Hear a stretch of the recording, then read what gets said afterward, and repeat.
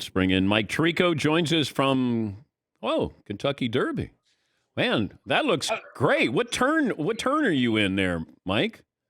This is our set. This is turn one. Nice. Twin Spires are here. Twin Spires are over my shoulder. Yeah. And the Twin Spires are my answer to the trivia question. Both hit and pitch. How great is that?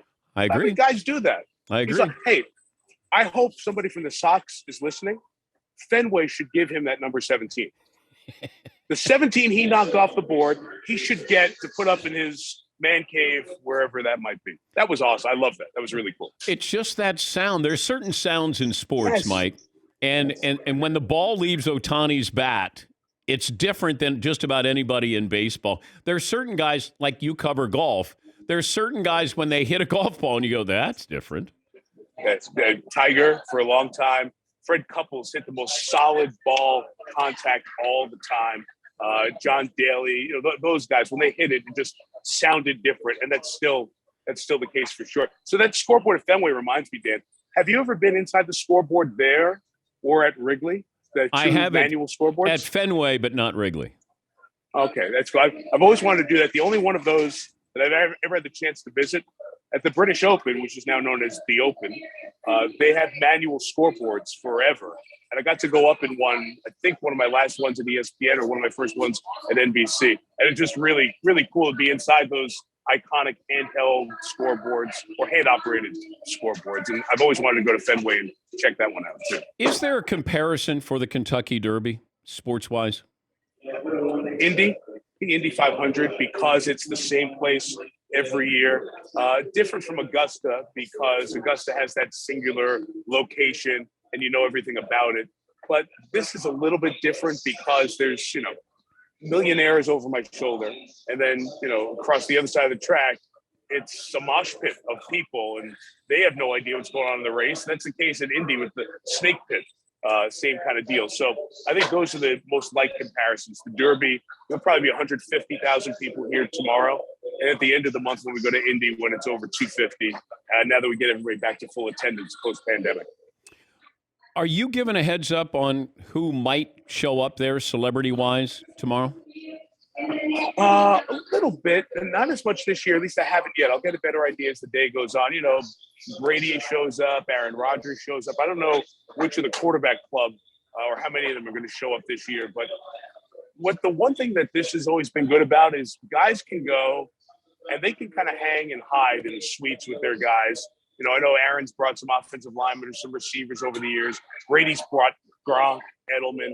And if they find a place and a space up there, most of the other people have great money, great resources, great celebrity, so they can hang without being disturbed nearly as much as you would at some other sporting events. That's kind of cool. Mike Tirico joining us. Let me give the full introduction. He's the voice for Sunday Night Football. He's hosting the Kentucky Derby. And tomorrow at 2:30 Eastern on NBC and Peacock is when it starts. I'm fascinated by Bob Baffert, that he's got a 2-year ban, but he's got 2 horses in the Kentucky Derby, but he's not allowed to be on site. Is that correct? Yeah.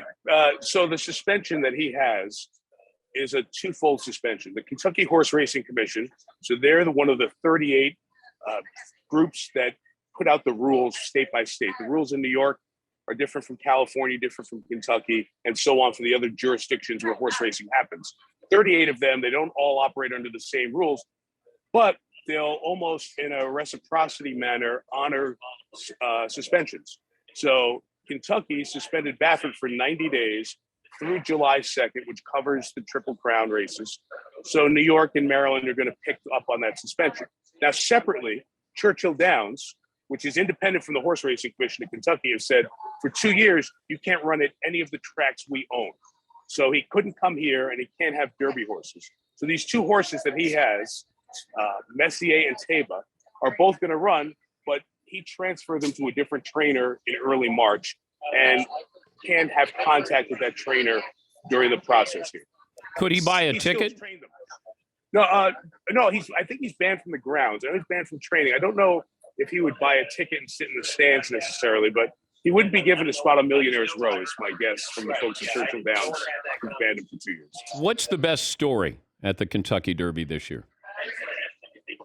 I think it's the two trainers of the two favorites. Steve Asmussen is one of them. He's the trainer of Epicenter. That's the 3-horse. He's won more races than anybody in North America. He's never won the Derby. And Chad Brown is the other guy. He's as good a trainer as there is, save for Baffert. He trains number 10, Zandon like Brandon. He's the favorite along with Epicenter. Brown's never won a Kentucky Derby. So it's like that. Bill Self has won everything but a national championship, gets there and finally wins it. One of those kind of feel to those two guys. They're excellent. They are among the best in their sport, but they haven't won the biggest one. That's what is probably the best storyline, in addition to the two Baffert horses. Rain right now, close to 50%. Yeah, it was supposed to be pouring right now. I thought it was going to be awful here, but it's better now. I think we're going to dodge a little bit today. Tomorrow looks dry, cold but dry, so that's going to affect my seersucker linen suit. I have to go to a different suit. I really don't care about the horses or the muddy track. Of course. I care about how it looks. Of course. Yeah. Yes. Mike Tirico joining us. He is the new voice for Sunday Night Football play-by-play. Help me understand the end game with the NFL, that now we're going to Germany for a game with Seattle and Tampa Bay. We've been in London for a long time. We've been in Mexico City. I wondered, Mike, with 17-game schedule, I get that extra game that I can sort of play with if I'm the NFL, and then I'm not taking away your home games. You're still going to get 8 home games. But I don't know where we're going with this other than let's broaden our reach. What's the end game? Yeah, the whole thought of, can you put a team in London? I think when you start to look at, okay, guys get cut and you've got to bring in a kicker on a Friday or something like that. I don't know how feasible it is to have an entire team for an entire season in London. I thought that was part of the end game, and I don't know if it still is. I do like the fact that they've given countries teams, or vice versa. They've given teams countries. Hey, Cardinals and other teams, Mexico is your area. So go promote. Let them fall in love with a team. And then we'll see if you can take that one game someplace every year. The Jaguars have actually built up some sort of a following in London because they go every year. Just like look at the Premier League. Like, my son is a huge Chelsea fan. There are a ton of Chelsea fans here in the U.S., so you can build that. Now, can the NFL build that in these 7 or 8 countries that we know want to watch American football? That's the end game to me. I was also curious your take on name, image, and likeness. You have the SEC and the Pac-12 going to Washington, D.C. It's almost like there's a tax loophole that everybody's going to take advantage of before they realize we got to stop this tax loophole 6 months from now. Where are we headed with name, image, and likeness? Hang on a second, Dan. Horses are going by. Okay, thank you. The first race just started. I couldn't hear you. The horses were going by. In all seriousness, look, Mark Emmert didn't do a good job as the head of the NCAA. I don't think there's any way you could argue that he was significantly impactful in a positive way. But this is the worst time to have a lame duck there for the rest of the year, and then somebody new coming in, figuring out where's the furniture, what can I do? College athletics is so screwed up right now. Name, image, and likeness. They just said, hey, let's go figure it out. Now they're trying to rein it back in. Should players be getting compensated? Yes. But should it be used to recruit players? If that's the case, we're only going to have a certain number of people playing. And here's the question I have.